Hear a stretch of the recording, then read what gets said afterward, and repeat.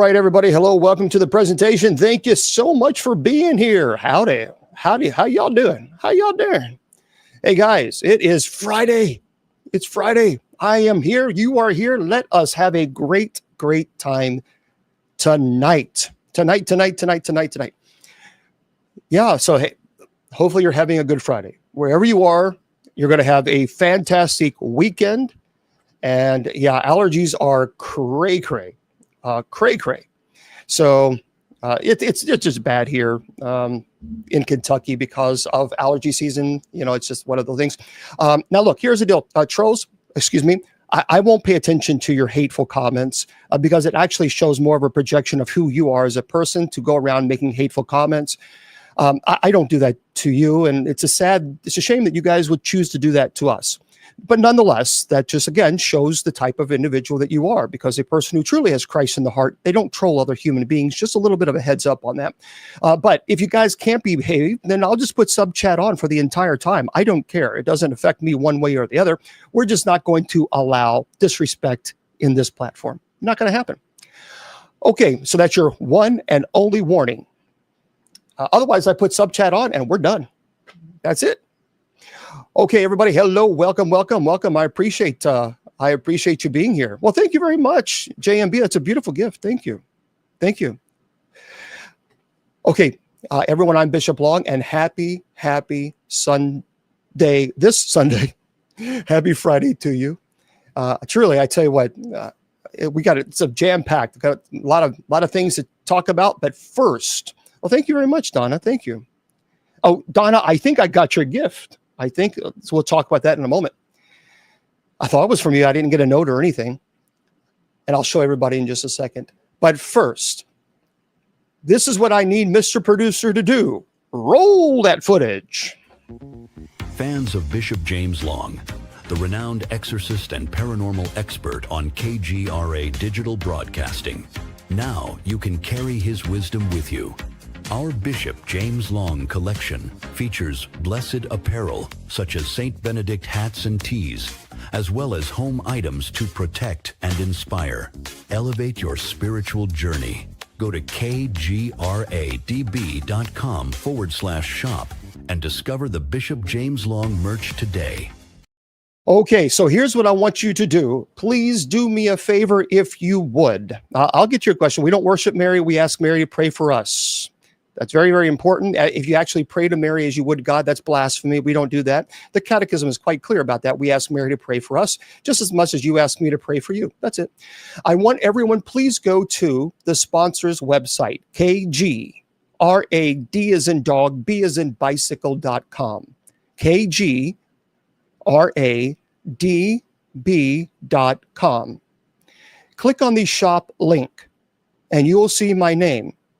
Now, look, here's what we have some amazing products up there. Mr. Producer just showed the video. They are really nice products. Thank you there, Starla. Now, here's what's so neat about this. 100% of the profit that I would make from KGRADB radio selling on this platform, on the link there, 100% is going to our friends, the MKS Kids Foundation. They're an orphanage in Uganda that we are partnering with, and we are helping, and we are making a real difference in these children's lives. And I love that. So what I need you to do, again, go to KGRAD as in dog, B as in bicycle.com. Click on the shop link and then my name. And they have, so again, St. Michael, St. Benedict, who's the patron saint for exorcists as well as police officers. And they have some brand new items there. Purchase them. Christmas is right around the corner. And know that when you're purchasing, you're also helping the MKS Kids Foundation. Now, if you want to go to my website, you can, bishopjameslong.com. I want to share something with everyone. I have a brand new book out. It is brand new. And here's what's really exciting about this. Here's the book. It is Bishop Long's Paranormal Investigating Trainer Manual. Well, thank you very much, Jessica. So Bishop Long's Paranormal Investigator Training Manual. It's about 260-something pages. And it's a lot of information. Oh, wonderful. You got yours today. Great. It's what I need you to do. Go to my website, bishopjameslong.com, scroll down, and you will see this book right here. I want you to buy as many of these books as you can. 100% of the profits. So, Mr. We're going to shut down the trolls right now. Not that they care. But 100% of the profits that goes to selling my book, I own it. I have every right to make money off my book because it's my work. But as a community, 100% of the profits is going to the MKS Kids Foundation. I'm working on that right now, Alex. I got to figure some things out. But right now, that's the only place that you can get it. Just click on that. I love that. So, matter of fact, the MKS Kids Foundation, they sent me all their information on how to send the money to them. So it's going directly to them. 100%. So folks, just please understand that when you purchase this book, number one, it's a lot of work. I think it's a good book. But 100% of the profits is going to this orphanage. I think that's beautiful. Well, it's a paranormal investigator's training manual. And all you got to do is go to my website, bishopjameslong.com. That's it. bishopjameslong, LONG.com. It's right there. You'll just scroll down. You'll see it. And it's about over 260 pages. And again, 100% of that, 100% of all profits goes to the MKS Kids Foundation. I think it's beautiful. By the way, you can also go to bishopjameslong.com and click on the books link. I think it's books. Let me double check. Hold on one second, Mr. Producer. It is, because I just fixed that the other day because people were asking me, do I have a, yes. So bishopjameslong.com and click on the books link. If you scroll down, they're all there. I have Bishop Long's paranormal training manual. 100% of the profits tells you goes to the kids in Uganda. I have a clergy handbook of prayers, spiritual blessings, my mom's cookbook, Prepared with Love. Also, Jason McLeod's Dark Siege books, which are phenomenal. He actually was trained by the Warrens. And Willie Windwalker Gibson books. And, of course, my dear friend, keep Andrea Perrin in your prayers, your thoughts and prayers as she's battling cancer. Andrea Perrin, and there's House of Darkness, House of Light. It is the true story of the Conjuring House. She grew up in the Conjuring House, so she will know. Really, it's a trilogy. They're great books. And so it's all there for you guys. All you got to do, it's very simple. I can't make it any, bishopjameslong.com. Just go to my website and click on the books link. There you are. So, wonderful. Yeah, my mom was a great cook. But anyway, I just want to give you guys a heads up on that. The paranormal training manual, again, 100% of that goes to the MKS Kids Foundation. Also, I have written a book on demonology that is finished. Judy Ann is a professional editor, and she is editing that now. And I've also completed a book on the book of Revelation. Grace, I will. Send me the book to the face. Send me that URL, if you would. So, yeah. Oh, for misleading people into sin. Oh, you mean giving my work for free to kids in Uganda who have nothing to eat? What are you doing for Christ? That's right. You're going around judging people.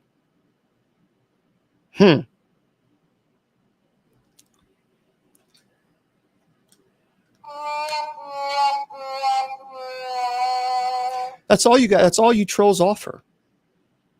You work hard for the devil? You realize that, don't you? For those of you who are trolling, you're working for the devil. I'm trying to be kind by leaving the chat open for everyone, but you just can't help yourself from being nasty and hateful. Damn. Anyway, if you want to go to the church's website, that's usocc.org. And tonight we pray for people instead of judge and condemn. So for those of you who like to judge and condemn, you might not want to show up because your heads might spin. But if you want to change your ways, why don't you join us in praying for people instead of judging? Because that's what we do. We pray for one another and we lift people's spirits, not judge them. So again, just, oh goodness, you're in the hospital. Hope you're okay. Yeah. Okay. So there we go, everybody. That's all the, that's information. Well, Jason, it's the same thing as far as we don't pray to saints. You ask the saints to, in 2 Maccabees, by the way, in scripture, it speaks of this, but we ask the saints to pray for us just as much as Mary. We don't pray to Mary. We ask Mary to pray for us. So I think people, just like you ask people to pray for you, yeah, it's intercession. You ask people to pray for you. We ask Mary and the angels above in heaven to pray for us. Okay, so for those, sure, no problem. So for those of you so wrong, okay, I would agree with you if you're right. You really should sue your brains for non-support. All right. Anyway, okay. You guys just can't stop, can you? You're so full of hate. There you go. That's it. See you, trolls. Sub chat is on. All right. You're not going to ruin our Friday nights. No matter how evil you are, you failed. You are the weakest link. Goodbye. All right. So tonight we're going to have a very, very cool show. I'm looking forward to it. Hopefully you are as well. Oh, yeah. Yeah, absolutely there, Mr. Producer. Yeah, we'll do that. We'll have to, I'll have to order that. And the problem is a lot of people are asking me, and I appreciate that. They're asking me, if I could sign it. If you buy the book, you can send it to me. The only thing that I ask, and I'll sign it if you want me to, but the only thing that I ask is that you have to pay the shipping to get back to you. Because if I have 100 books sent to me, I can't pay for shipping for all these books because I'm not getting any money off of it at all. I'm donating 100% of it to the MKS Kids Foundation. So I just ask that you pay for the shipping. That's it. You got to do that. All right.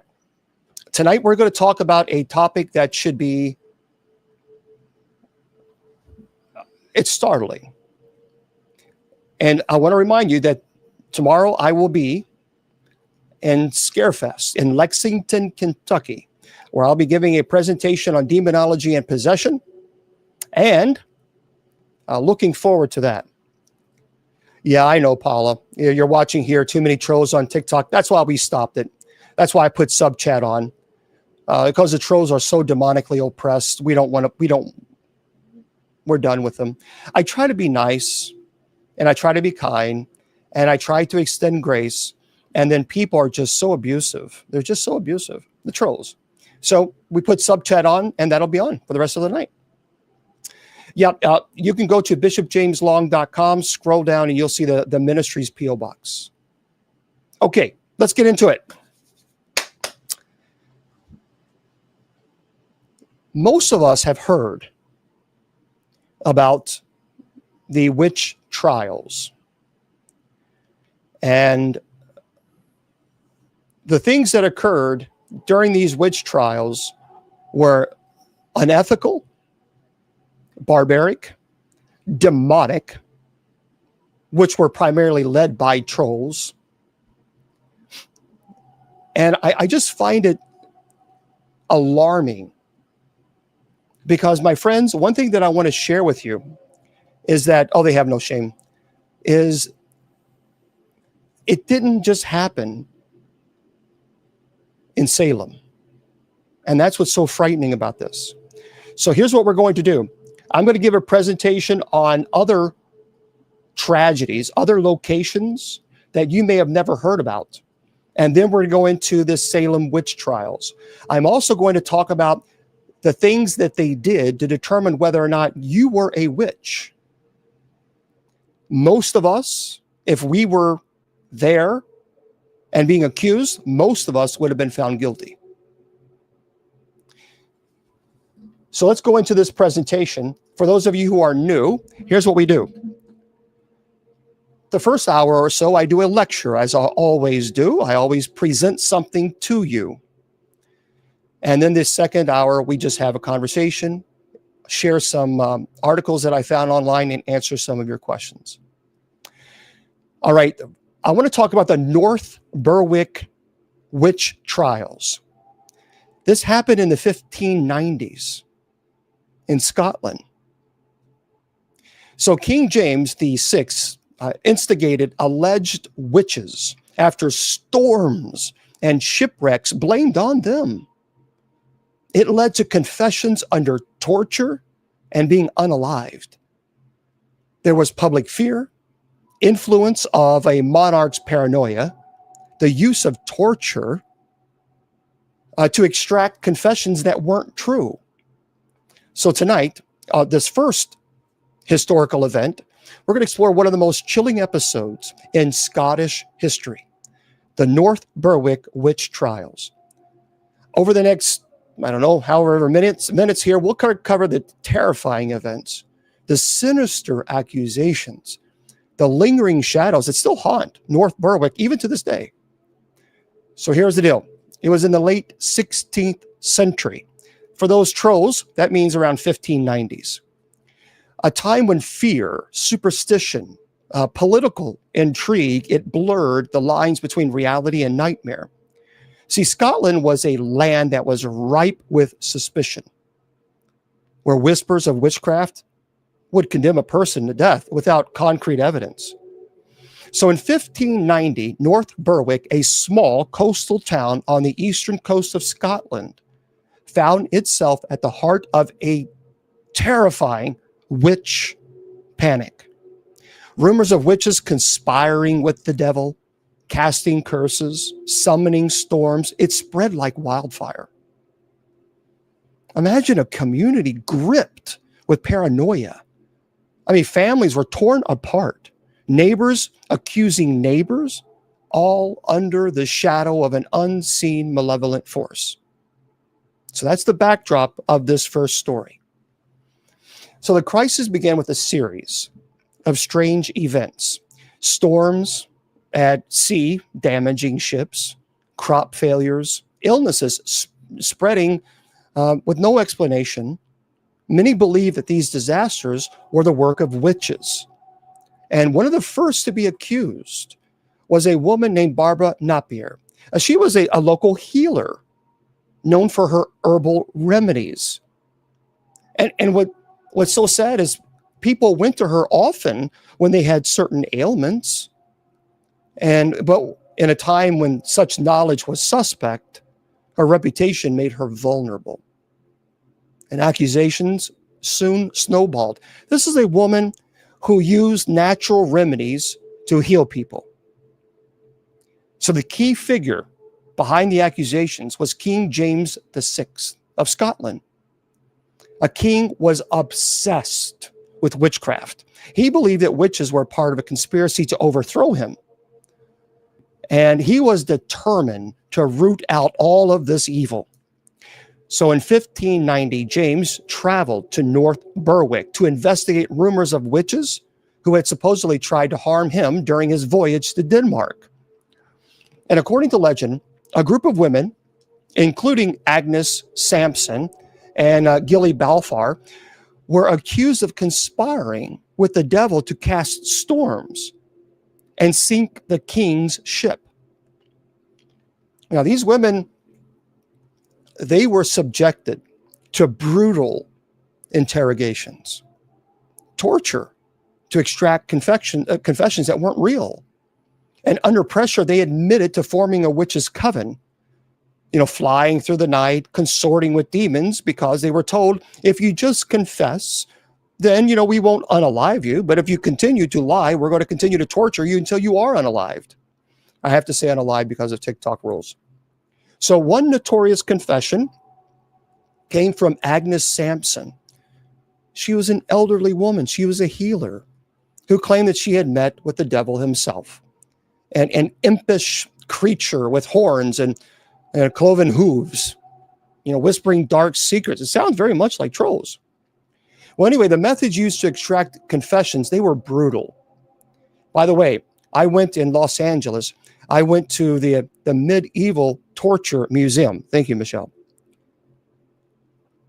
I was going to do a documentary on it, but I can't because it was so brutal and so gruesome that I would be banned.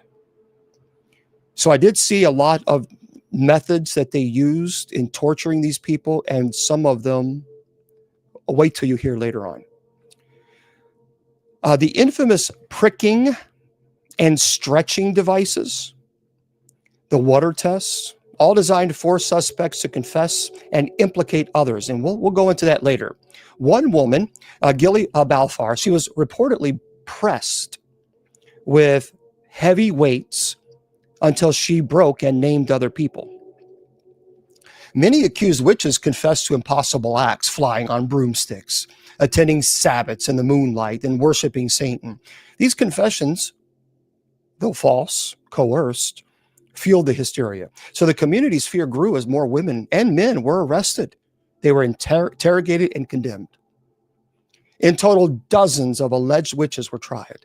Some were unalived by hanging. Others were burned at the stake. So the trials culminated in a series of public unalivings. The most famous victim was Agnes Sampson, whose fate shocked the nation.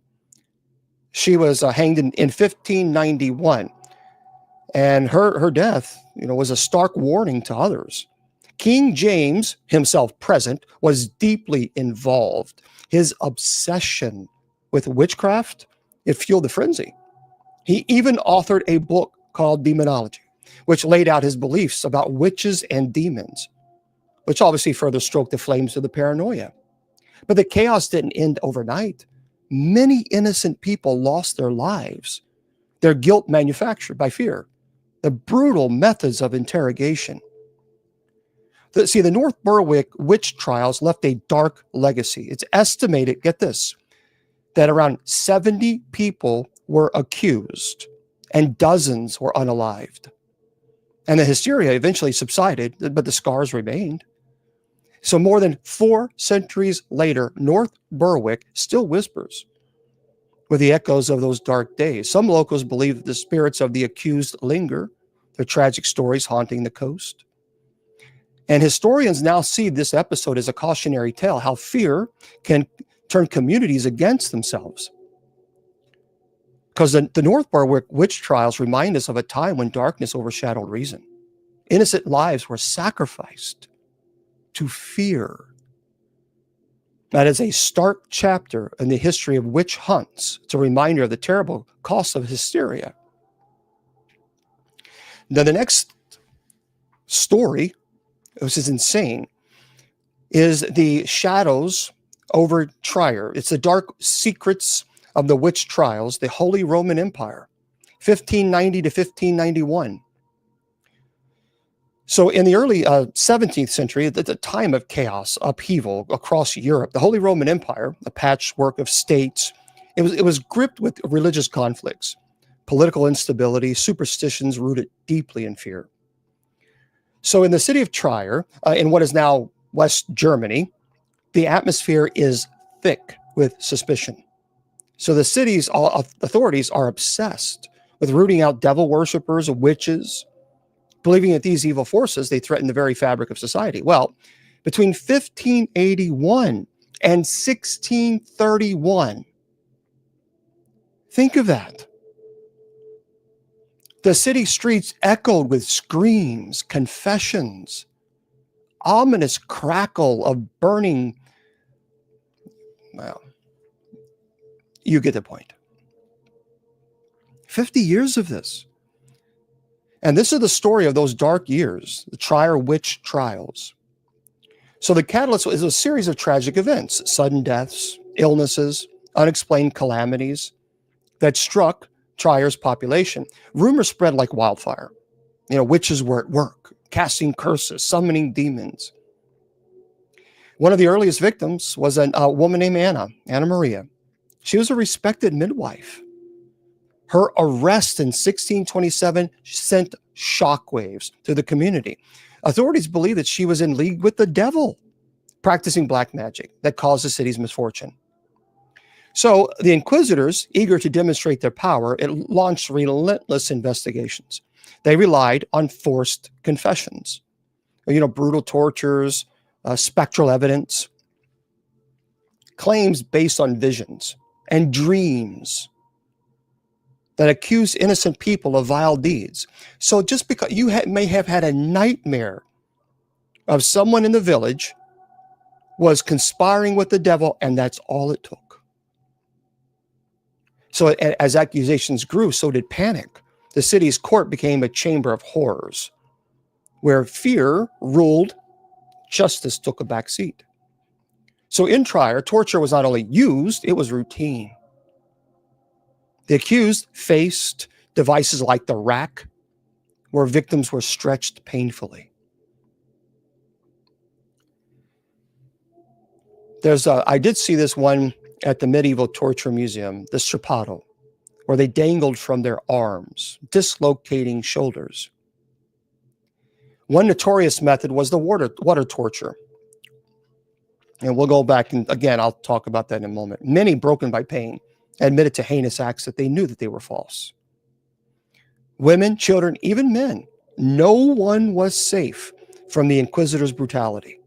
Some confessed, again, flying on broomsticks, attending satanic Sabbaths in remote forests, sacrificing even infants in cursed rituals.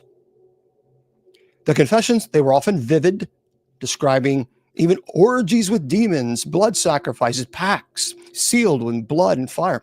These stories, though fabricated, it fueled the hysteria because they thought that perhaps maybe if they would just lie and just tell them what they wanted to hear, then they would be spared.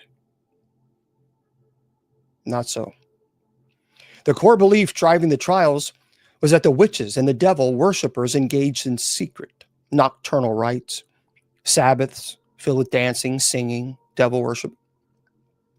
Many accused women, like Mary Butner, spoke of demonic familiars, cats, dogs, even invisible spirits, who served as messengers and assistants in the dark deeds. So confessions describe grotesque rituals. People were unalived and sacrificed, blood on altars, the devil himself appearing in visions. And the idea that ordinary townspeople could be corrupted by evil and consort with demons, it created a real climate of paranoia. Everyone feared that neighbor, their family, even their own reflection. So by the 1620s, the unalivings had become daily spectacles. The city's main square, it actually was transformed into a grim stage where people would show up, and gallows and for those prepared for the condemned. In this particular place, victims as young as 10 years old were unalived. Their screams echoing through the city streets. Many refused to confess, maintaining their innocence, even, after the bodies were broken. And one of the most tragic victims, as I mentioned, was Anna Maria, who, despite her innocence, she was tortured into confession and later unalived because she thought by confessing that her life would be spared. And the trials continued around 1631, claiming hundreds of lives, families torn apart. The Trier witch trials are a stark reminder of how fear can distort justice and destroy lives, about how people can use Christianity as a hate tool. For those of you who continue to do this, shame on you. Innocent people accused, tortured, unalived. And historians see this episode as a tragic example of mass hysteria, how superstition, abuse of power, fear can turn communities into battlegrounds. Now, as if that wasn't enough, the witch trials, the shadows over Pendle, the witch trials of 1612 in England, all these are true stories, and this is what makes them even more frightening. And we'll get to the Salem witch trials in a moment. All right. Many, Paula. That's right. Yeah, Paula says the Pendle witch trials took the Many people were unalived. So here's the situation. 1612. In the remote hills of Lancashire, England, a small community, Pendle Forest, superstition, fear, it ran deep.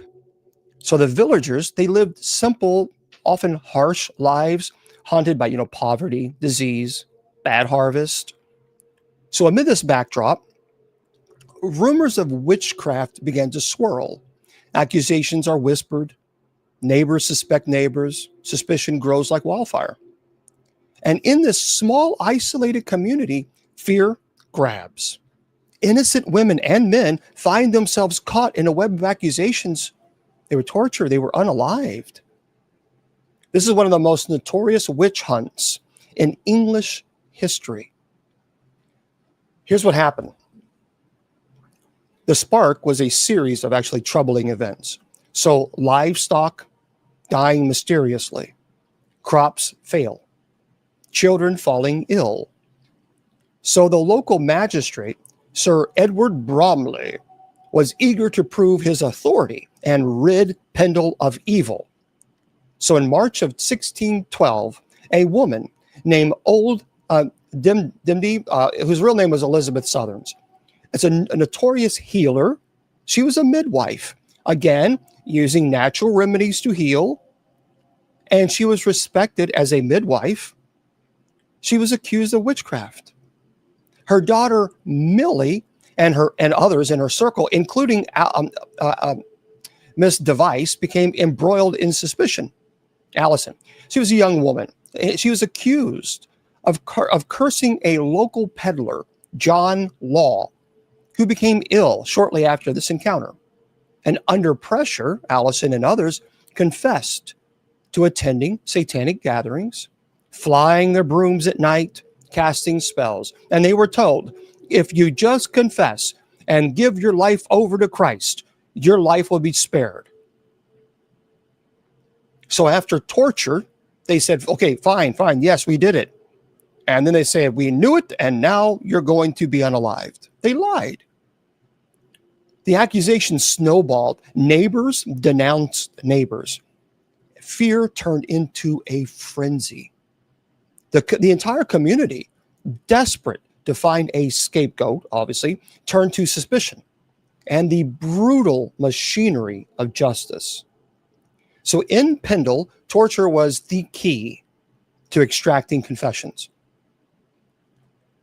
Suspects faced devices like the pricking needle, used to find the witch mark, a supposed devil's mark through the proof of guilt. One of the most infamous victims, as I mentioned, was Allison. But she was older, but despite her age and frailty, she was subjected to relentless attacks. Her body was examined for marks that would condemn her, any mark she had. So Allison, who initially denied her guilt, was subjected to the water test, submerged into water to see if she would sink. And under torture, she confessed to flying, attending Sabbaths, cursing her victims. Many others, by the way, pressed by pain and fear, confessed to bizarre and horrifying acts, flying on broomsticks. And anyway, confessions, often false, were used as evidence in the court. And the line between truth and hysteria blurred. Innocent people were condemned on flimsy, coerced claims. This is the power that people have when you abuse Christianity, when you abuse faith. And by the way, a key part of the trial was the search for the witch's mark. I mentioned that it was an alleged satanic sign, a scar, a mole. If you had a mole, you were done. The accused were examined, sometimes tortured to find these marks, which were believed to be the devil's fingerprint. Many victims were accused of spectral evidence, visions, dreams in which demons appeared to testify against them. Witnesses claimed to have seen the accused flying on the broom, attending Sabbaths with Satan. One notable case, again, Allison Device. Allison's mother, who was accused of riding through the night with the devil on a broom. Her confession was coerced. Her fate is sealed. So the community believed that witches had made pacts with Satan and that these evil deeds threatened their very souls. So, yeah, in 1612, the court convicted 11 people of witchcraft. They faced grim unalivings. Most were hanged and some passed away in prison. The most famous unaliving was Allison Device, whose young age and coerced confessions shocked many. Her death symbolized a tragic injustice.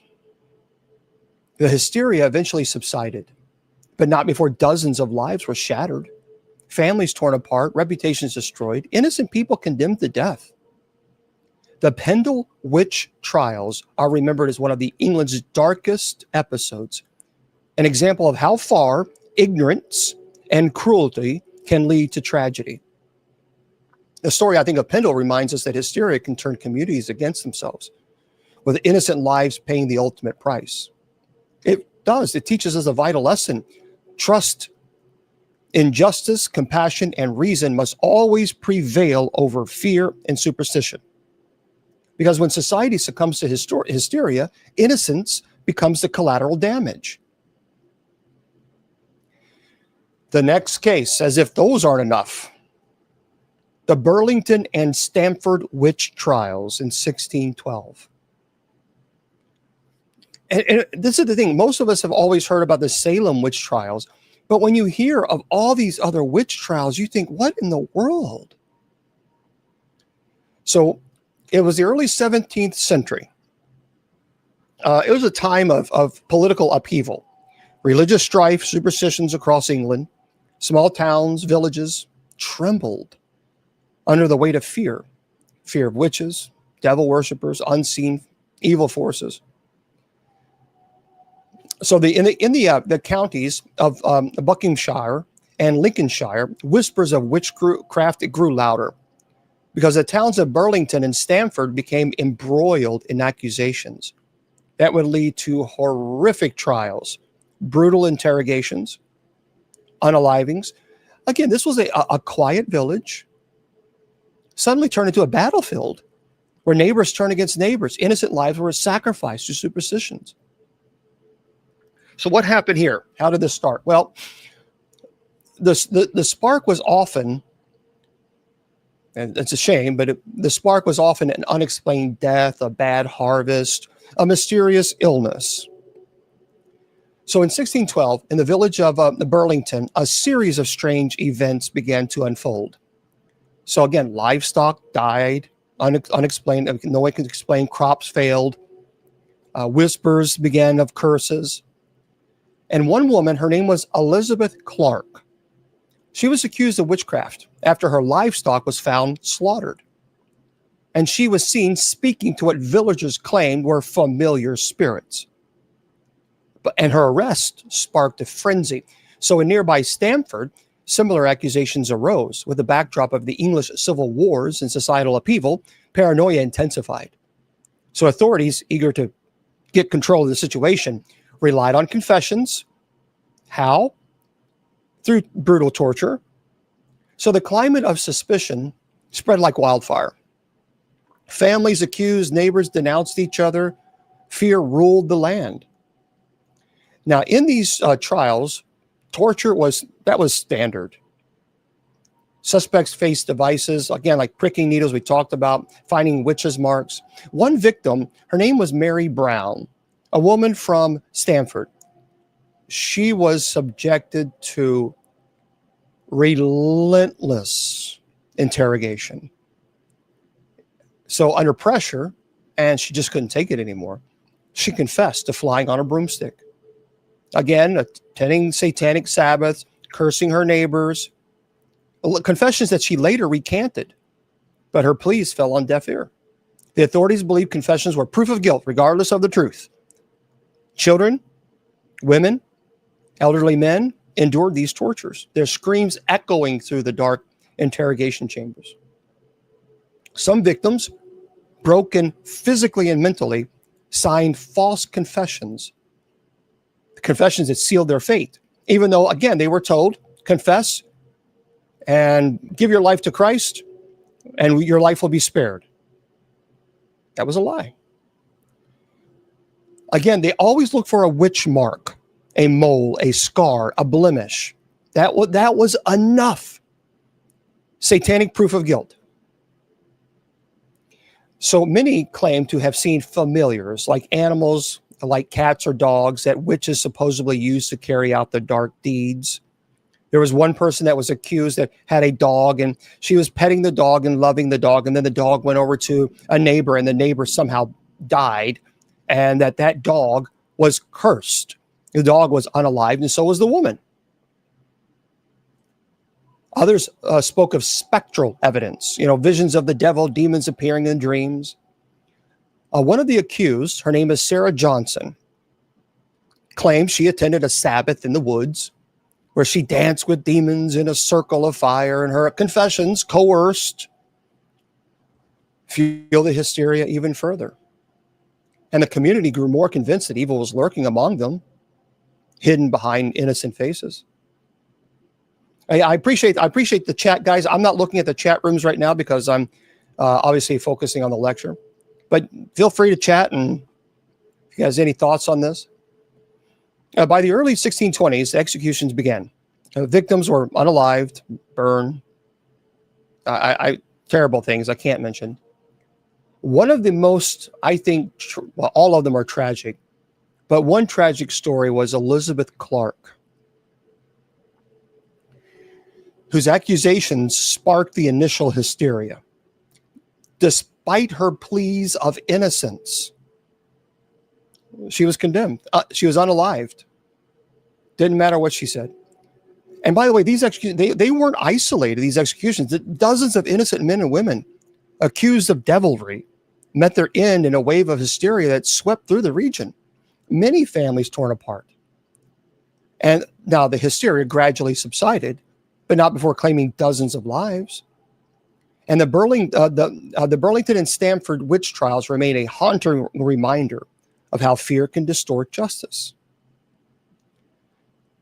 The next crazy story, again, the Wurzburg witch trials. The Wurzburg witch trials, 1626 through 1631. Holy Roman Empire. The Wurzburg. So for those of you who don't know this is saying, well, thank you very much, Lily. Thank you. This was a city, a story of madness and torture. It was in Germany in the 17th century. So it's the year 1626. The Holy Roman Empire, a land of shifting allegiances and religious upheaval, is gripped by fear. In the Prince Bishopric of Würzburg, a city nestled among rolling, Bavarian hills, beautiful little place, paranoia begins brewing, fueled by war, religious conflict, superstition.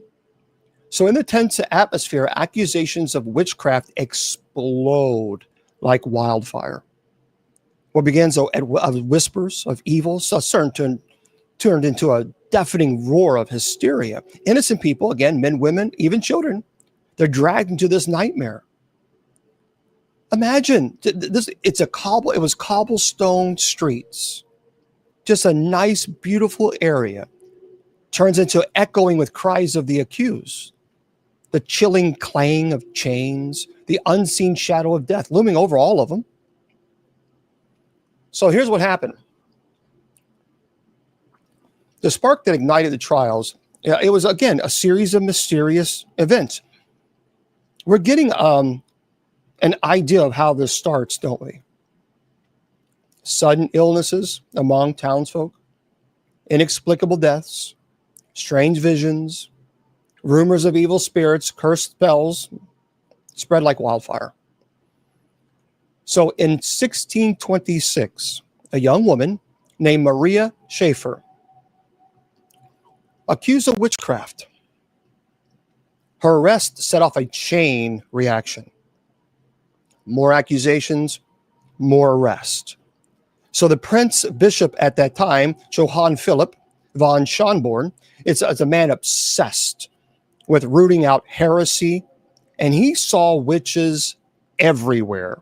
In his mind, it was his goal, this extremist. So his court, eager to cleanse the city, empowered a commission of judges and inquisitors. He was a bishop. Thank you very much, Corrine. Thank you. And they relied on old, brutal methods. Again, we'll talk about those in a moment. But what truly terrified the entire population was the confessions, or were the confessions. Confessions that painted vivid pictures of nightmarish gatherings, demonic pacts, ritual orgies. So in Würzburg, torture was routine. The accused were subjected to terrible torture. Now, one woman, Katharina Stalker, was pressed with heavy weights, her scream echoing through the cold stone chambers. Under such agony, many people confessed to horrendous acts, flying on broomsticks, sacrificing children, attending devil-worshipping gatherings. The confessions, often false, were believed to be proof of guilt, and the judges, blinded by fear and ignorance and superstition and extremism in their faith, sentenced dozens to death. Some victims, they were strangled, others burnt alive, their bodies left as grim warnings to others. And by the way, the trials stretched on for years. And the core of the hysteria was belief in the Sabbaths. It's nightly gatherings where allegedly witches supposedly met with demons, danced in forbidden circles, plotted against the church and state. Yep, it was the church, the Roman church, that participated in this nonsense. Many accused women, like Maria Morlin, and a lot of people don't like this, but this is, I'm not going to hide, this is the truth. And Anna Snatcherin spoke of demonic familiars. Again, what are cats, dogs, supernatural beings who serve them and carry out their dark bidding? Confessions that were coerced and forced, children unalived in sacred rites, blood spilled to invoke dark powers, witches packed with the devil. Oh, thank you, Victorine. The idea that ordinary townspeople could be a part of such evil conspiracy, it fueled the fear. So by the late 1620s, the executions reached a fever pitch. The city square turned into a macabre theater. People would show up, mass people, just showing up and watching it, getting ready for this witch to be unalived. It was entertainment hour for them. And primarily, many people would show up and, yeah, get her, because they were so afraid they were going to be accused too. Victims, some as young as 10, were unalived. Now, one person, her name was Maria Morlin. She refused to confess. So they literally broke her body. And her silent defiance haunted the city long after her death. So the trials finally subsided around 1631, but not before claiming hundreds of lives. The Würzburg witch trials are a stark reminder how fear and religious extremism can turn communities into monsters. The next one is the Torsaker witch trial, 1675, Sweden. This is terrible. When you start digging more and more, and you find out there were so many witch trials, like what the heck? So the Torsaker witch trial, 17th century Sweden, in Sweden. So here's the year, 1675, in the remote village of Torsaker, located in the northern reaches of Sweden. It's a land of snow and silence, beauty, where superstitions run deep, and the church's influence looms large. You don't question the church. At that time, you never did. The villagers lived simple, hard lives, farming, fishing, enduring brutal Scandinavian winters. But beneath this quiet veneer, dark fears began to simmer.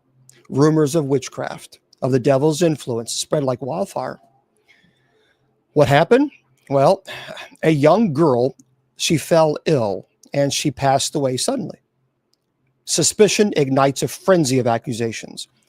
And in this bleak landscape, hysteria takes hold. And what follows is one of the largest, most brutal witch trials in Swedish history. So the death of a young girl, her name was Ellen. In 1675, her parents, desperate, very superstitious, claimed that she had been bewitched.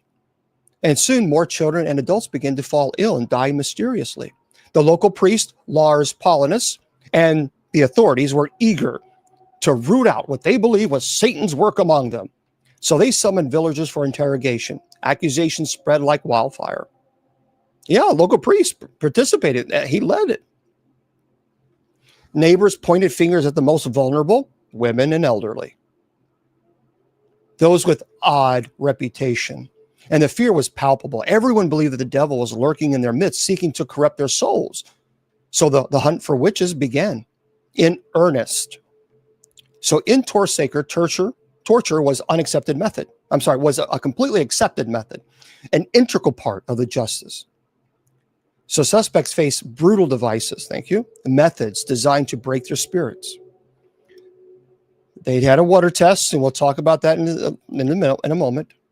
Many victims, exhausted, battered, confessed to attending satanic Sabbaths, flying on broomsticks. There we go again, unaliving children.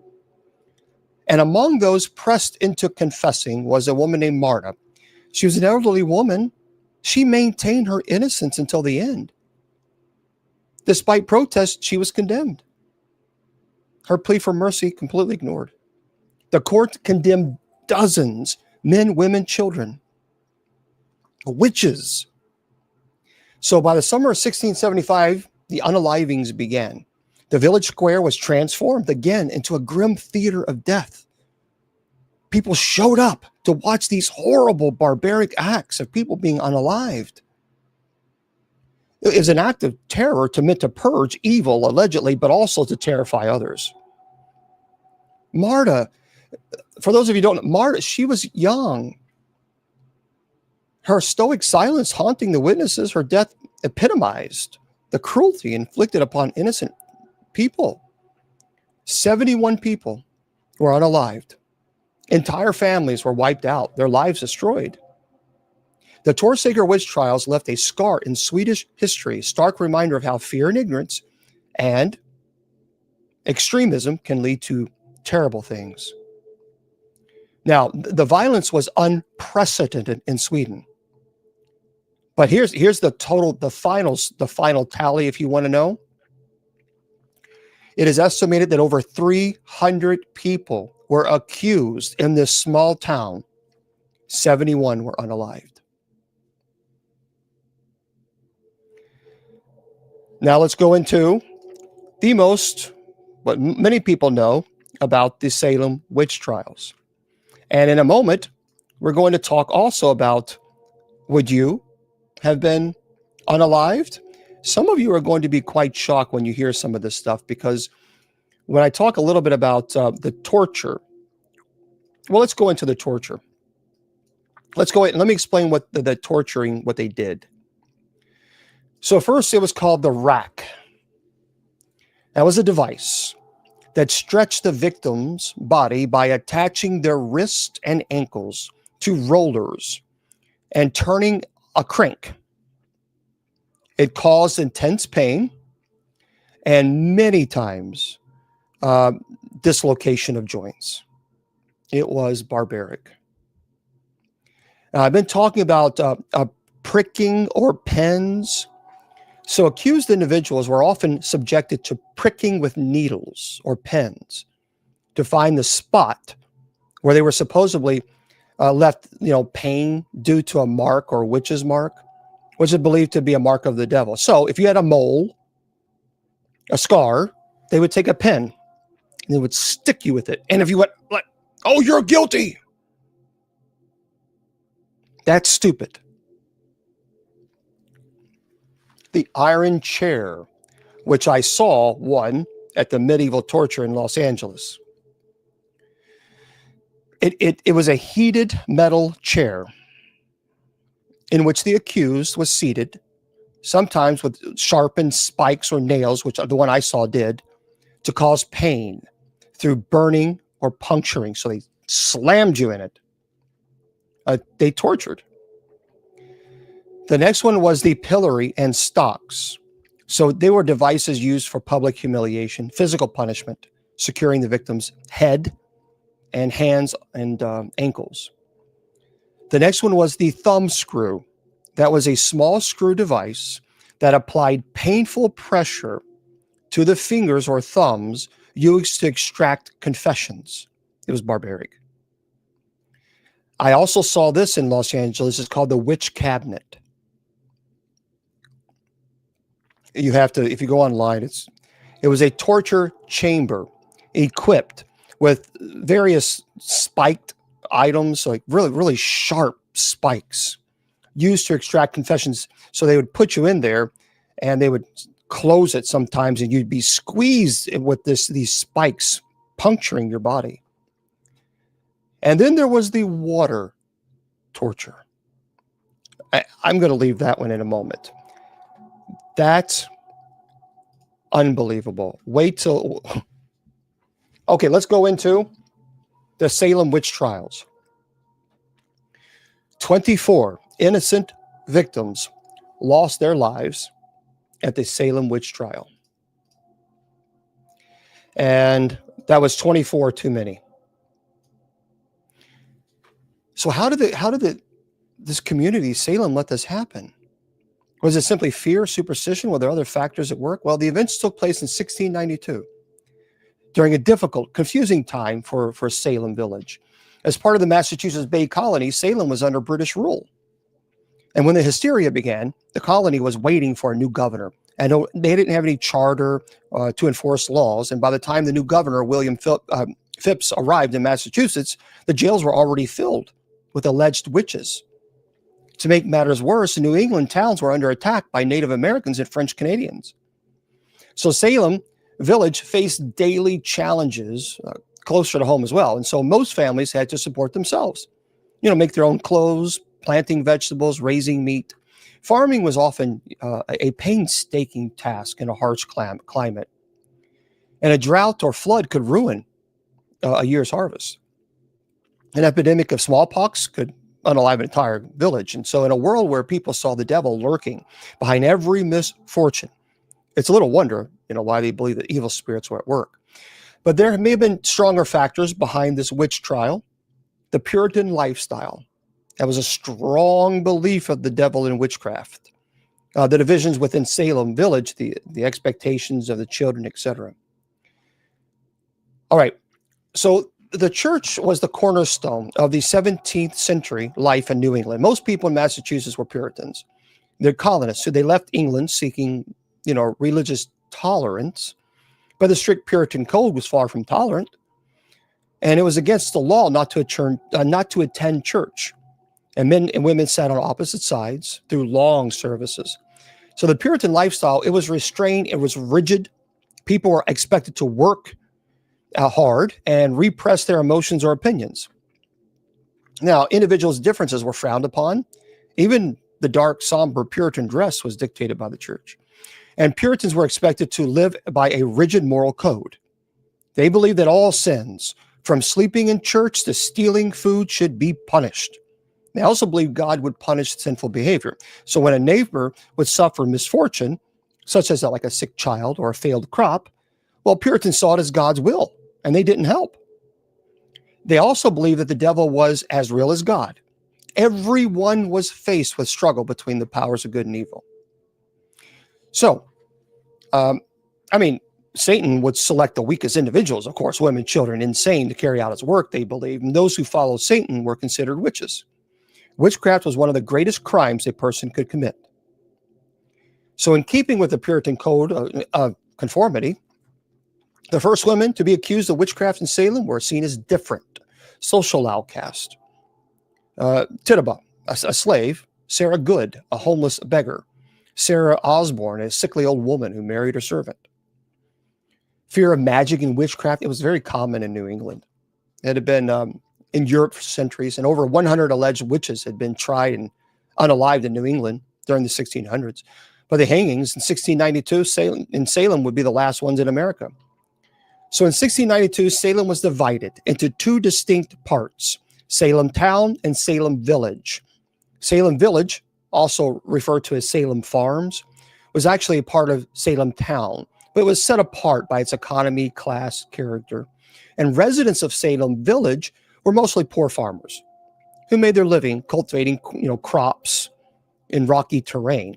Salem Town, on the other hand, well, that was a prosperous part of town at the center of trade with London, and most those living in there, they were wealthy merchants. So for many years, Salem Village tried to gain independence from Salem Town. The town, which depended on the farmers for food, determined crop prices, collected taxes from the village. But despite the 3-hour walk between the two communities, Salem Village did not have its own church or minister until 1674. There was also a division within the Salem Village. Those who lived near Ipswich Road, close to the commerce of Salem Town, became merchants, blacksmiths, carpenters, innkeepers. They prospered and supported the economic changes. But many of the farmers who lived, far from this prosperity believed that the worldliness and affluence of Salem Town threatened their Puritan values. So one of the main families to denounce the economic changes was the Putnams, strong, influential force behind this witchcraft accusations. Tensions became worse when Salem Village selected Reverend Samuel Parris as their new minister. Parris was a stern Puritan who denounced the worldly ways of economic prosperity of Salem Town as the influence of the devil. His rhetoric further separated the two factions with Salem Village. It's likely that the jealousies and hostilities between the two factions, I think, played a major role in the witch trials. Most of the villagers accused of witchcraft lived Ipswich Road, whereas the accusers lived in the distant farms in Salem Village. So it's not surprising that Reverend Parris was a vigorous supporter of the witch trials. And his impassioned sermons helped fan the flames of the hysteria. So 1692, children were expected to behave under the very strict code as the adults. Chores, attending church services, repressing individual differences, any show of emotion, like excitement, fear, anger, that was discouraged. Disobedience was severely punished. Children rarely played, as toys and games were scarce. Puritans saw those activities as sinful distractions. But unlike young girls, boys had a few outlets for their imagination. They often worked as apprentices outside the home, carpentry, crafts. Boys were also allowed to explore the outdoors, hunting and fishing. On the other hand, girls were expected to tend to the house, helping their moms cook, wash, clean, sew. And many children learned to read, but most households owned only the Bible and other religious works, including a few that described evil spirits and witchcraft in great detail. Thank you. So there were a few books written for children, but these often warned against bad behaviors and punishment. Such was the world of Abigail Williams and Betty Parris during the long winter of 1692. And there was little to feed their imagination that did not warn of sin in eternal punishment. It's no wonder that the young girls were so captivated by Tituba's magical stories and fortune-telling games. So these activities were strictly forbidden, which must have filled them with fear and guilt. And this may have been one of the reasons for the hysterical behavior. So at one time, the young girls were forbidden to act out or express themselves. It's easy to see why they were so enraptured by the attention they received when they became bewitched. Now, of course, there are probably many factors behind the girls' actions, thank you. But what is more surprising than the accusations from these imaginative young girls is the reaction from the community. The girls may have sparked the witch hunt, but it was the adults who set the wheels into motion. So the belief in witches and witchcraft was widespread in 1692 in New England. One of the most ardent believers was Cotton Mather, a respected Boston minister who wrote on many religious topics. And Mather's 1689 book, Memorable Providences, described a case of supposed witchcraft that had occurred in Boston the previous year. 3 children had begun acting strangely after a disagreement with an Irish washerwoman, Mary Glover. And after examining the children, well, Mather concluded that they were innocent victims of Glover's witchcraft. And the book was widely read throughout all of New England. And by the way, it was also in Reverend Parris's library. So even if the young girls circle who began the accusations had not read the book themselves, they were likely familiar with it. But Mather played a much more direct role in the Salem trial. You see, his sermons and written works fanned the flames of the witchcraft hysteria. He declared that the devil was at work in Salem and that witches should face the harshest punishment. His steadfast belief in witchcraft was perhaps no more apparent than at the unaliving of George Burroughs, a former pastor of Salem Village. So just before he was unalived, Burroughs turned to the crowd and perfectly recited the Lord's Prayer, supposedly impossible for someone who's a witch or a wizard. His dramatic prayer and claim of innocence drew tears and doubts from spectators. But Robert Califf describes Mather's reaction to his account, and it says, as soon as Burroughs was turned off unalive, Mr. Cotton Mather, being mounted upon a horse, addressed himself to the people, partly to declare that he was no ordained minister, and partly to possess the people of his guilt, saying that the devil has often been transformed into an angel of light. Anyway, when the witch hunt subsided, the judges agreed to turn over the courts to Mather. And some were friends of Mather's and hoped that his account would betray them favorably. So, 12-year-old Ann Putnam was in many ways the leader of the Circle Girls. Ann, it was her first name. The young girls whose accusations sparked the Salem witch trials. During the winter of 1692, the girls gathered secretly at Reverend Parris's house for evening and storytelling and magic with Parris's slave Tituba. One of the fortune-telling games was to drop an egg white into a glass of water to see what shape it took. One evening, Anne saw the shape of a coffin. Soon afterwards, Anne, Betty, Parris, and Abigail Williams started behaving strangely, babbling, convulsing, staring blankly. Well, Anne's next accusation surprised the village, and she claimed to have been tormented by the spirit of Martha Corey, a solid member of the church. And let's stop there briefly. For those of you just tuning in, I'm Bishop Long. We're having a fantastic conversation about the witch trials, all the historical witch trials. We're talking now about the Salem witch trials. For those of you just coming in, I want to remind you, please make sure you go to the website, kgradb.com. KGRAD as in dog, B as in bicycle.com. Click on the shop link and make sure you click on my name and purchase the products there. Again, proceeds goes to our friends, the MKS Kids Foundation. So these kids now claimed they've been tormented by the spirit of Martha Corey. She was a solid member of the church. Despite the lack of hard evidence, Martha was sent to prison and was eventually unalived. But Anne's, who led this bold accusation, had sparked the fear that any one of the villagers could be a witch. And Anne accused many more people in the coming months, including 4-year-old Dorcas Good, Anne's parents, Thomas and Anne, and also accused dozens of townspeople of witchcraft, most of whom were enemies of the influential Putnam family. Two of Anne's most shocking accusations against the pious Rebecca Nurse, former Salem pastor George Burroughs, may have been provoked by old family disputes. So, by the time the witch hunt was over, Anne had accused 62 people. In the coming years, she would have a difficult life. Both her parents passed away, leaving her to raise her 9 brothers and sisters on her own. She did something none of the other Circle Girls would do, publicly acknowledge her role in the trials. In 1706, she stood before the church as the pastor read her apology. And she says, this was her apology. I desire to be humbled before God for that sad and humbling providence that befell my father's family in the year 1692, that I, then being in my childhood, should by such a providence of God be made an instrument of the accusing of several persons of a grievous crime, whereby their lives were taken away from them, whom now I have just grounds and good reasons to believe they were innocent persons. and that it was a great delusion of Satan that deceived me in the sad time, whereby I justly fear that I have been instrumental with others, though ignorantly and unwittingly, to bring upon myself and this land the guilt of innocent blood.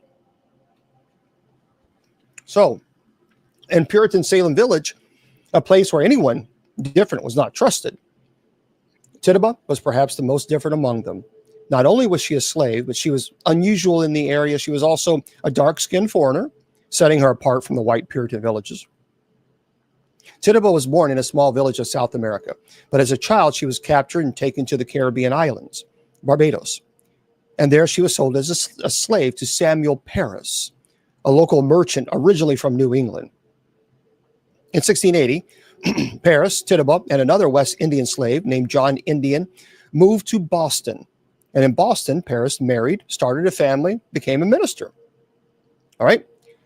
Well, Tituba and John married in 1689, the same year that Paris moved the family to Salem Village to become their pastor. So Paris' wife, Elizabeth, had many duties as the pastor's wife, was often sick. So Tituba tended her three children, Thomas, Betty, Susanna.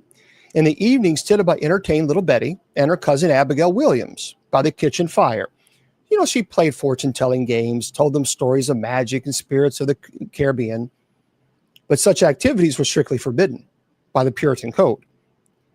And word secretly spread among the neighborhood girls, and soon a small group of girls, known as the Circle Girls, were joining Tituba around the fire. And that cold winter of 1692, Betty, Abigail, and Ann Putnam began exhibiting strange behavior, babbling, twitching, convulsing.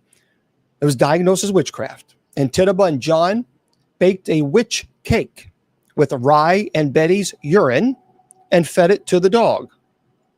It was believed the dog was a familiar, a witch's helper. And by eating the cake, the spell would be broken and the identities of the witches would be revealed. When pressed to identify their tormentors, the girls pointed to three social outcasts, including Tituba. Tituba denied practicing any witchcraft. She loved young Betty, but Reverend Paris, beat a slave, demanded that she confess to the magistrates, promising her freedom if she cooperated, and despite her 3-day examination and torture, Tituba did confess to practicing witchcraft and claimed that there were other witches in the village. Tituba was put in prison, but because she had confessed, she did not stand trial. Paris did not keep his promise and refused to pay the fees to release Tituba. She stayed in prison until the following spring, when she was sold and taken away from Salem. Nothing else is known about Tituba. But it is believed that she and John had one child, a daughter named Violet, who lived in the Paris household until the Reverend's passing of 1720. The examination of Tituba, these are some of the transcripts. Listen to this. Judge, did you ever see the devil? Tituba, the devil came to me and bid me service, or bid me serve him. Judge, who have you seen? Tituba, 4 women sometimes hurt the children. Judge, who were they? Tituba, Goody Osborne, Sarah Good, and I do not know the others who the others were. Sarah Good and Osborne would have hurt me, the children, but I would not. Judge, when did you see them? Tituba says, last night at Boston. Judge says, what do they say to you? Tituba says, they said, hurt the children. Judge says, and did you hurt them? She said, no. There is 4 women and 1 man. They hurt the children, and they all lay upon me, and they tell me, if I will not hurt the children, they will hurt me. Judge asks, did you not hurt them? And Tituba says, yes, but I will hurt them no more. Judge says, are you not sorry that you did hurt them? And she says, yes. And why then did you hurt them? She says, because they say hurt children or we will do worse to you. And Judge says, what have you seen? Tituba says, a man come to me and say, serve me. What service? The judge asked. Tituba says, hurt the children. And last night there was an appearance that said, unalive the children. And if I would know, I'd go on hurting the children. They would do worse to me. The judge says, what is this appearance you see? And she says, sometimes it's like a dog or a hog, or sometimes like a great dog. Judge says, what did it say to you? Tituba says, the black dog said, serve me. But I said, I'm afraid. And he said, if I did not, he would do worse to me. Sarah Good was one of the first to be accused of witchcraft by the circle of young girls in Salem. She was likely a witch in many of the townspeople's eyes. She was an odd homeless woman. She didn't fit the Puritan mold. The people of Salem were very familiar with Sarah Good. She often begged door to door with her children. And if she were refused, she would walk away mumbling. And many claim that these curses were responsible for failed crops or death of livestock. In 1692, Sarah Good faced examination with two other accused witches, Sarah Osborne and Tituba, and Reverend Paris's Caribbean slave, as I mentioned. And during the question, Ann Putnam, Betty Paris, and Abigail Williams shrieked and fell into fits. Sarah Good pleaded, I am falsely accused. But then Tituba named her as a witch. Several villagers, including her own husband, also testified against her, and Sarah was put in prison.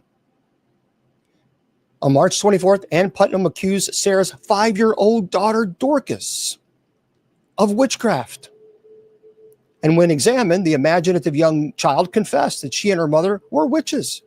And she showed the magistrates a red spot on her finger, most likely a flea bite, claiming it was from a snake her mother had given her. And little Dorcas was put in prison, chained to a wall. Sarah Good was tried on June 30, despite no evidence other than the claims of the afflicted girls, and she was found guilty. She is one of 5 women to be unalived. In July 19, 1692, just before the hanging, the other women prayed and asked God to forgive the accusers, but Sarah Good showed no sign of forgiveness. And local minister Reverend Nicholas Noyes urged her to confess, announcing that she was indeed a witch. And Sarah Good replied, I am no more a witch than you are a wizard. And if you take away my life, God will give you blood to drink. 25 years later, Reverend Noyes died of internal bleeding, choking on his own blood. Not everyone in Salem supported the witch trials. Wealthy farmer John Proctor sternly denounced the proceedings and warned against listening to the young girls. And when his maidservant, Mary Warren, began to have fits, he sat her down at the sewing wheel and threatened to beat her if she didn't stop. But as the hysteria grew, Mary's fits returned.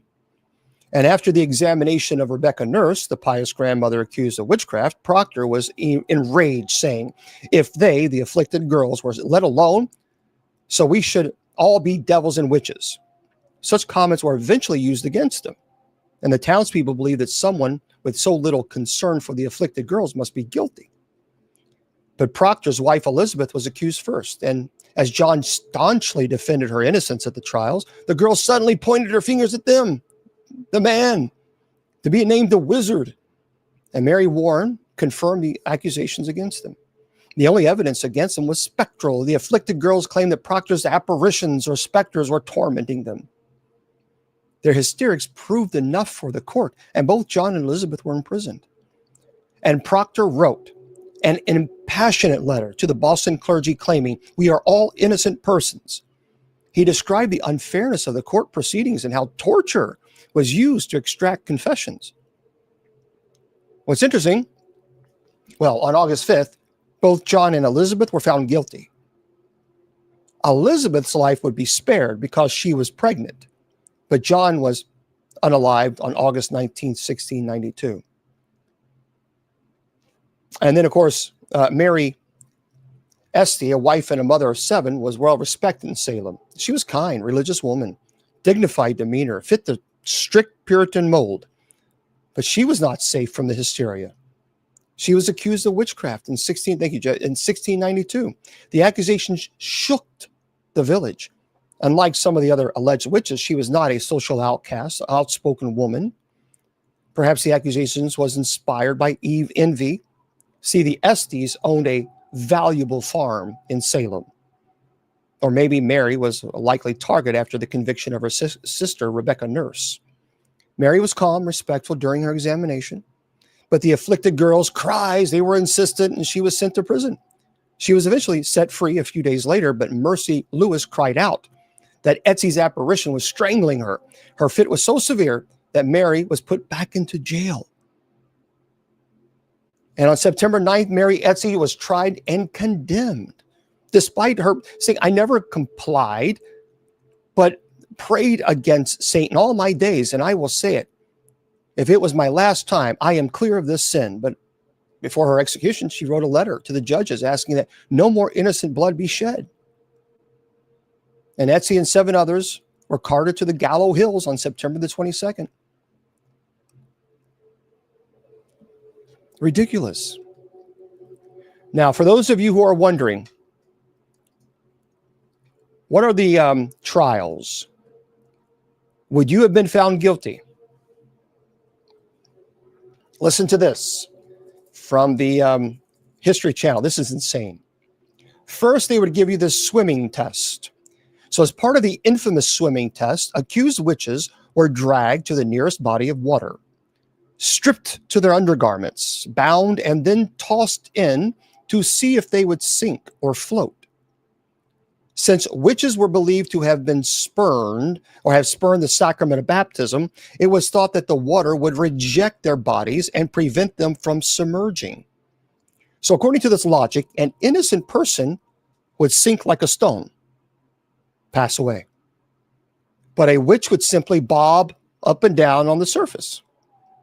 Well, the victim typically had a rope tied around their waist so they could be pulled, from the water if they sank. But it wasn't unusual for an accidental drowning death to occur. So witch swimming derived from the trial by water, an ancient practice where suspected criminals and sorcerers were thrown into rushing rivers to allow a higher power to decide their fate. By the way, it was banned by most European countries in the Middle Ages, only to reemerge in the 17th century as a witch experiment. So if in fact you sank to the bottom, well, you're innocent, but by the time they pulled you up, you probably already drowned. But if you bobbed, you're guilty. Another one, the prayer test. You see, medieval wisdom held that witches were incapable of speaking scripture aloud. So accused sorcerers were made to recite selections from the Bible, usually the Lord's Prayer, without making any mistakes or omissions. And while it may have been simply a sign that, the suspected witch was illiterate or nervous, any errors were viewed as proof that the speaker was in league with the devil. So this twisted test of public speaking in front of everyone, it was commonly used as hard evidence in witch trials. In 1712, it was actually applied in the case of Jane Wynnum, an accused witch who supposedly struggled to speak the words, "Forgive us our trespasses and lead us not into temptation," during her interrogation. But still, even a successful prayer, that didn't guarantee an acquittal. As a matter of fact, during the Salem witch trials, the accused sorcerer, George Burroughs, flawlessly recited the prayer. But the person said, no, it's a devil's trick. That didn't save him. The next one was called the touch test. So the touch test worked on the idea that the victims of sorcery would have a special reaction to physical contact with their evildoer. In cases where a possessed person fell into spells or fits, so here's what would happen. The suspected witch would be brought into the room and asked to lay a hand on the accuser. Just to put your hand on the shoulders. A non-reaction signaled innocence. But if the victim came out and on their fit, that was a sign of proof that the suspect had placed them under spell. How ridiculous is this? The touch test actually played a famous part in the 1662 trial of Rose Cullender and Amy Denny, 2 elderly English women charged with bewitching a pair of young girls. The children had been suffering from fits that left their fist clenched so tightly that even a strong man could not pry their fingers apart. But early tests showed they easily opened whenever Cullender or Denny touched them. So to ensure their reaction was genuine, judges had the children blindfolded and touched by other members of the court.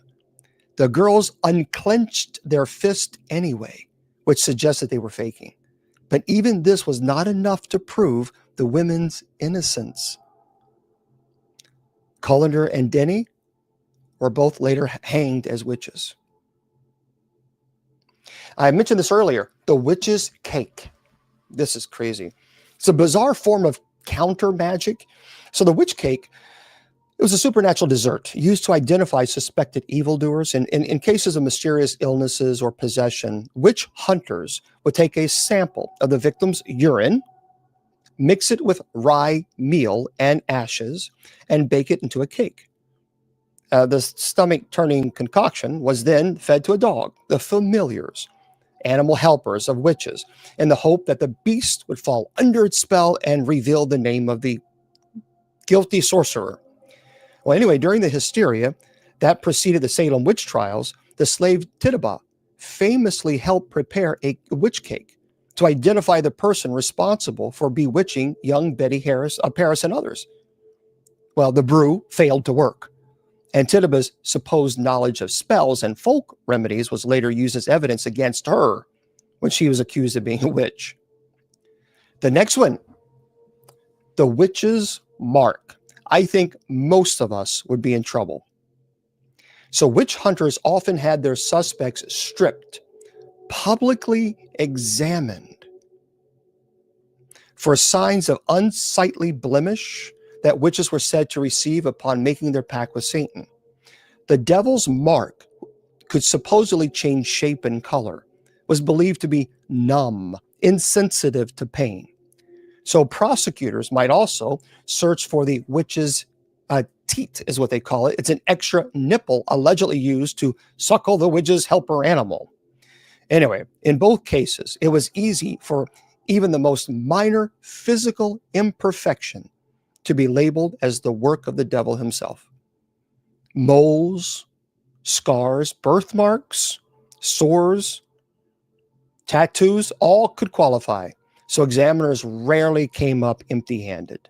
In the midst of witch hunts, desperate villagers would sometimes even burn or cut off any offending marks on their bodies, only to have their wounds labeled as proof of a covenant with the devil. Imagine burning a mole or something, burning it off of your body. That's painful enough. But because now there's some type of mark that leaves, well, that's a witch. The next one was called pricking and scratching test. So if witch hunters struggled to find obvious evidence of witch's marks on a suspect's body, well, they might resort to the ghastly practice of pricking as means of, taking it out. So in other words, witch hunting books and instructional pamphlets noted that the marks were insensitive to pain, couldn't bleed. So examiners used specially designed needles to repeatedly stab and prick at the accused person's flesh until they discovered a spot that produced the desired results. In England and Scotland, the torture was eventually performed by well-paid professionals called prickers, many of whom were actually con men who used dull needle points to identify fake witches' marks. That's terrifying. So it'd be dull. There's no pain. This proves. And along with pricking, the unfortunate suspect might also be subjected to scratching by their supposed victim. So the test was based on the notion that possessed people found relief by scratching the person responsible with their fingernails until they drew blood. If their symptoms improved after clawing at the accused skin, it was seen as evidence of guilt.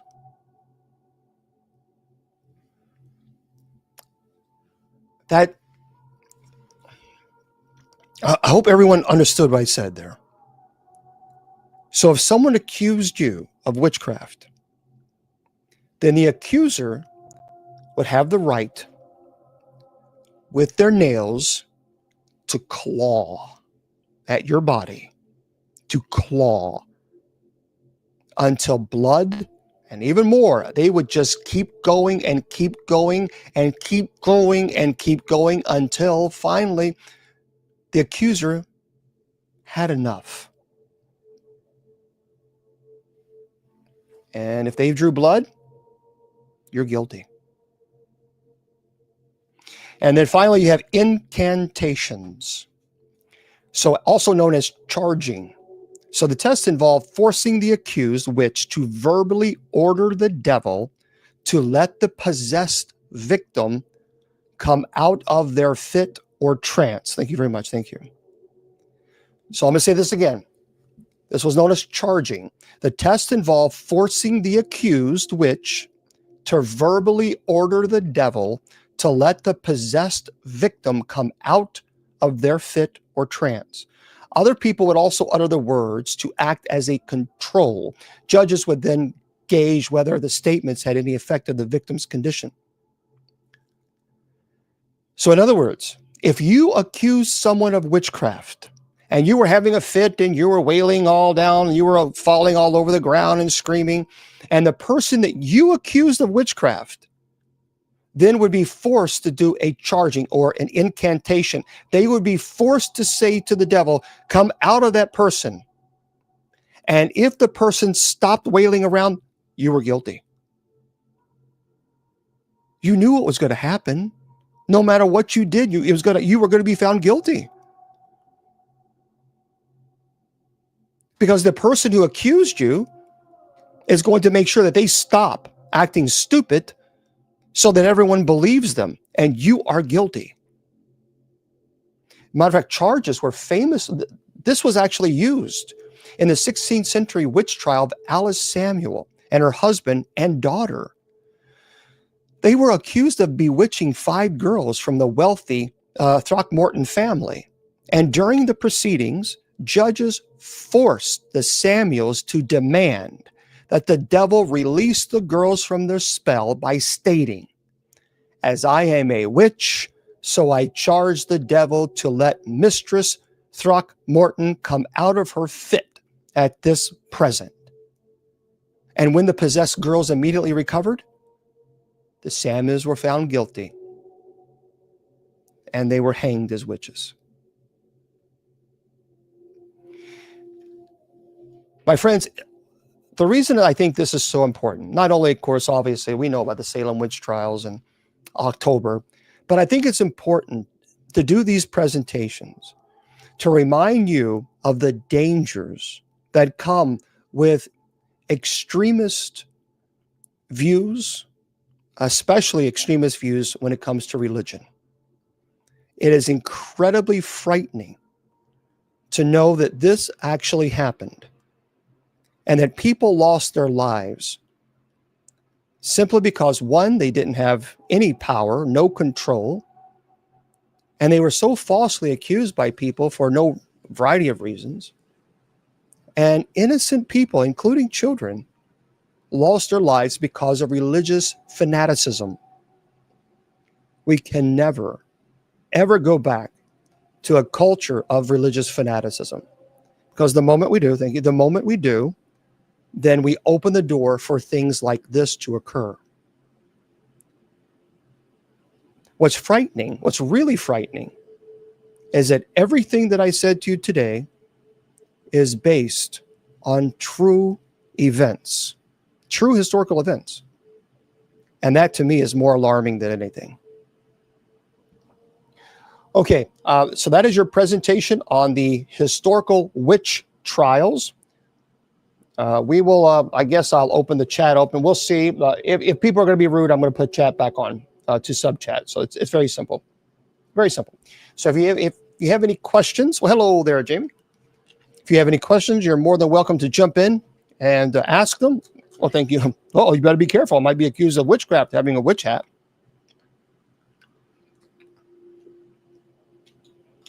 All right.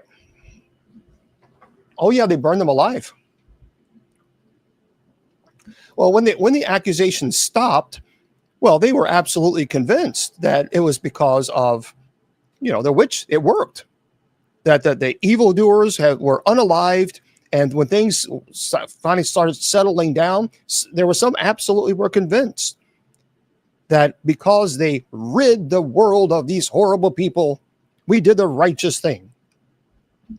But the fact of the matter is Anne, one of the girls in the Salem witch trials, who was one of the leading accusers, she had later in life, she repented and she had deep regret over what she did because she was responsible for many people losing their lives. Oh, yeah. Okay. Speaking of which, I want to show. I think this was from. I don't know. Was this? I got this in the mail today. As most of you know, I like to eat on Mentos. Mentos. It's the I forgot the name. That I don't know the flavor but the fruity flavor. Yeah, the fruit. Yeah. So anyway, someone sent this to me today. I thought that was very interesting. I'm like, okay. There we go. The Mentos. So we got a big old Mentos. I didn't even know they had a Mentos animal or snackles. So anyway, unfortunately, there was no picture or note on it. So I don't know. Don't know 100% who sent that. But nonetheless, yeah, a little mascot there. So I thought that was pretty cool. So that's probably what because I always have Mentos. I like the Mentos, the fruity kind. Okay. I have a fan, yeah. So anyway, if you're the one who sent it, let me know because there was no note there. I just saw it. What was the event that started really, as I talked about, even in the we see early 16th century, well, 17th century, in the early 1600s. Not yet. It was religious fanaticism is what started it. And what really started it was calamities. So you have religious fanaticism here on one spectrum of it in the culture. And then you start having calamities that start, hysteria started. So there was calamity. So animals were dying and crops were failing and people were getting sick, probably because they were malnourished and other issues. And so people, because of the fanaticism, well, that's interesting. Because of the fanaticism, they started saying, well, that it has to be, witchcraft. And of course, King James certainly didn't help. But it was insanity. You had this extremist view, this fanaticism, and then you have calamities occurring and people saying it has to be the devil. It has to be the devil. And that brought the community together in their despair because they were struggling and having issues, and they immediately started saying, "What's the devil? It's the witches," and then that's how it started. So, okay.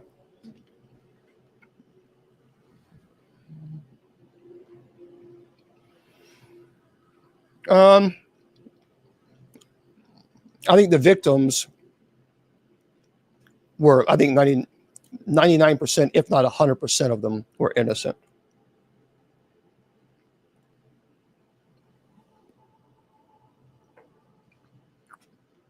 Should have never happened. Never. And the fact that it did is barbaric. By the way, let me read this story to you guys very, very, very quickly. This is real interesting. A little too late now. I saw this. I've got to tell you. Hold on one second. Where is it? Hold on one second. If I can find it. Oh, here it is. Like, boy, thanks a lot. Appreciate it. And this is by T.K. Randall. I saw this. I've got to tell you guys. Listen. T.K. Randall writes this. Centuries ago, the crimes of being practicing witch based on flimsiest of evidence was punishable by death. It's been 373 years since 7 women, Anne Ashby, Mary Brown, Anne Martin, Mildred Wright, Susan Bickerton, Anne Wilson, and Mary Reed were unalive for the crimes of bewitching 3 children and bargaining with the devil for exchange of demonic powers. They were hanged on July 30th, 1652 in Peniton Heath in Kent. This is in England. Now, nearly 4 centuries later, there's a growing movement of people hoping that these women, along with many others in the country who were also trialed as witches, formally pardoned. You're 373 years too late. Anyway, these historic acts of unaliving cannot be undone, but those women can be granted a general pardon, said Maidstone Borough Council leader Stuart Jeffrey. Not everyone, however, agrees with the motion, instead arguing that it was a waste of taxpayers' funds. Quote, for some people, it's completely pointless and achieves nothing, said local councillor Claire Kahili. Yes, these women we will never know, though maybe they'll rest a little bit more peacefully, but I think it sends a strong message that injustice will be called out and fought against. Well, at the end of the day, they weren't witches, they were just women.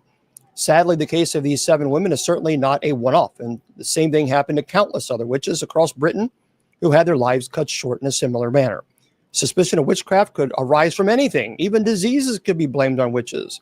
So nonetheless, now 373 years later, these women are going to get their reprieve. Woo, yeah. Yeah, I think that's a good point, Paula. Paula says mediumship came under witchcraft. It's even still today.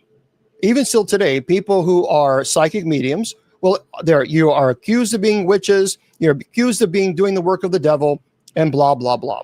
Let me make this very clear. And I really don't give a rat's behind who likes this or not. I don't care. I know for a fact that there are people that are gifted. Whether you like it or not, you can go ahead and run your mouth just like all the extremists that you want. But I'm going to tell you something. I'll tell you the story, and I'll answer the question in just a second. Hold on. Let me make this very clear to you. And this is why I know that there are people that are gifted. Number one, I know Willie Wynn Walker Gibson. Starla is our friend. She's gifted. I know Chip Coffey. He's a friend of mine. He's gifted. And let me just say this also. I was a chaplain for a major metropolitan police department. And I was one of those people at one time that thought, I don't know about these psychic mediums, because I was brought up in a I'd say relatively strict, I guess a conservative family. Until I was there, I saw it. And for all those hater gators out there, you don't know what you're saying. There was a missing person, and a medium, psychic medium, contacted the police and gave them information on where they could find the remains of the person. The psychic medium didn't unalive them.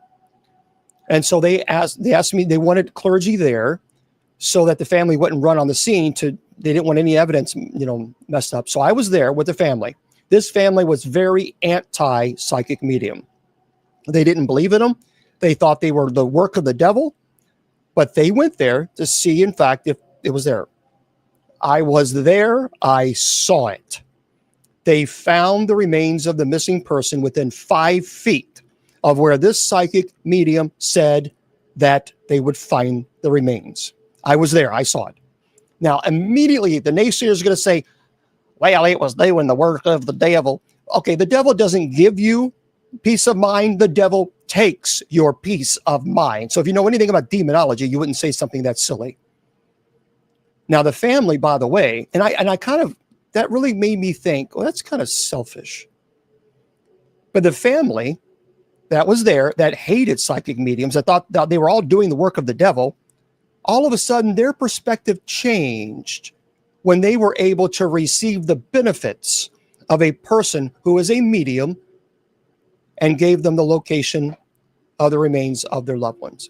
Then they start wondering, well, maybe we don't have all the answers. So it basically took you to benefit something in order for you to recognize that there are people that are gifted.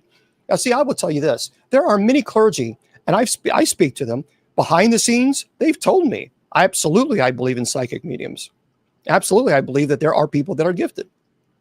In public, they'll never tell you. They'll never say that. But that's fine. That's their choice. But I am not going to apologize. I'm not going to tell you. I'm not going to try to make you comfortable, because I am telling you now, I believe there are people that are gifted. I also believe there are many people who claim to be psychic mediums who are as psychic as the stray dog outside. So let's make that clear too. I think there's a lot of people who are able to do cold readings because they can pick up on cues. They're very, very good on picking up on cues. but I know people who are truly gifted. So I'm not familiar with that. No.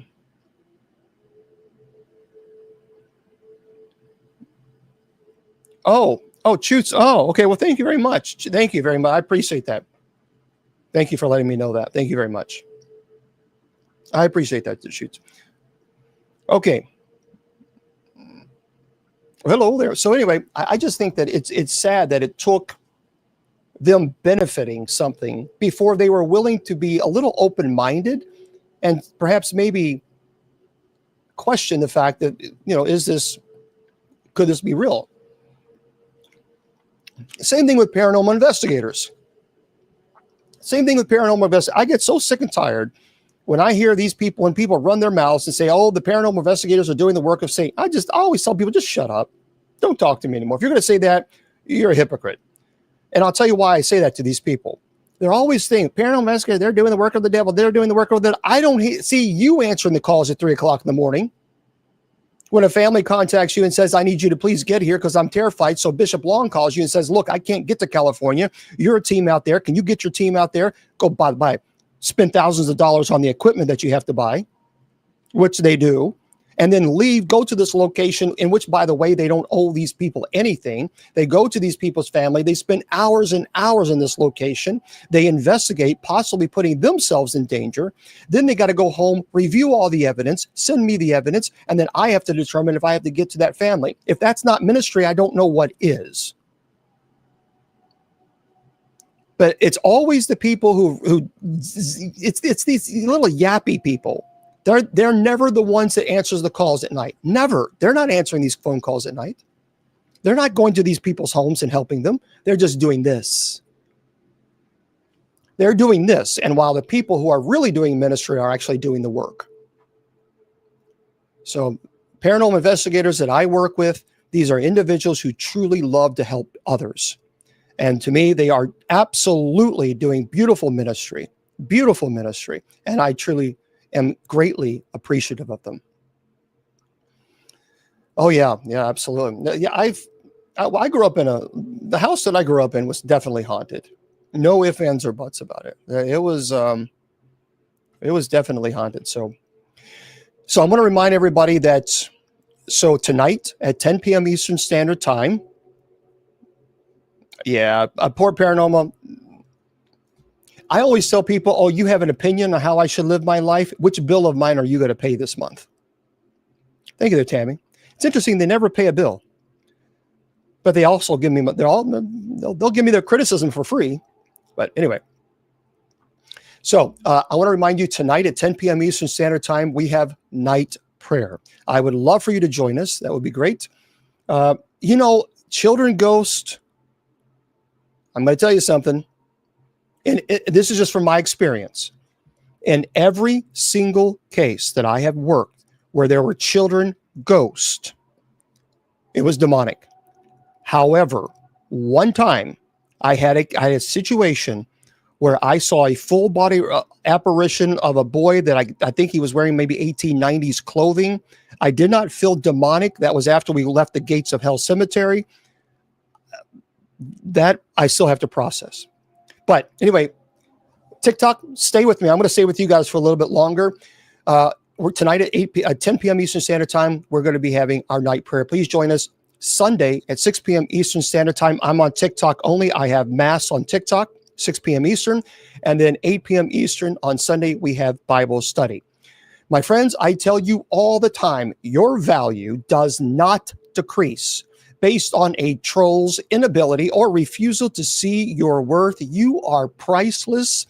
And don't listen to these trolls. Remember, friends, never accept criticism from someone that you would not go to for advice. Until next week, God bless.